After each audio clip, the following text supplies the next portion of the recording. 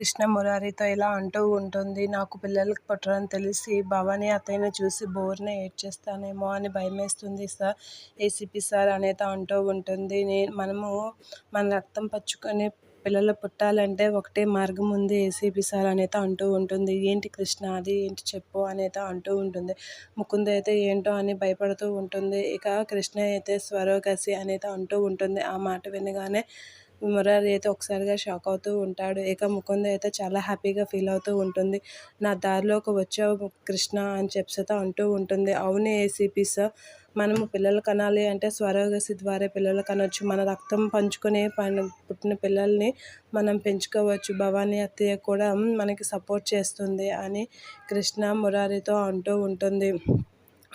మనము ఎంచక్కా సరోగసికి వెళ్దాం ఏసీపీ సార్ అనేది అంటూ ఉంటుంది. అలాగే కృష్ణ నువ్వు ఏం చెప్తే అదే చేద్దాం అనేది అంటూ ఉంటాడు మురారి. కృష్ణకి సపోర్ట్ చేస్తూ ఉంటాడు. ఇక ముకుంద అయితే నా దారిలోకి వచ్చావు కృష్ణ, నేను అనుకునేదే చేసావు. ఇక చూడు మురారిని సరోగసికి నన్ను నువ్వు ఒప్పించేటట్లు చేస్తాను అని చెప్పి ముకుంద హ్యాపీగా ఫీల్ అవుతూ ఉంటుంది. ఇక కృష్ణ అయితే థ్యాంక్స్ ఏసీపీ సార్, మీరు ఒప్పుకోరేమో అనుకున్నాను, ఒప్పుకున్నారు అని చెప్పి హ్యాపీగా ఫీల్ అవుతూ ఉంటుంది. అది విన్న ముకుంద కూడా హ్యాపీగా ఫీల్ అవుతూ ఉంటుంది. నా దారిలోకి వచ్చింది కృష్ణ అని అయితే హ్యాపీగా ఫీల్ అవుతూ అలా మురిసిపోతూ ఉంటుంది ముకుంద.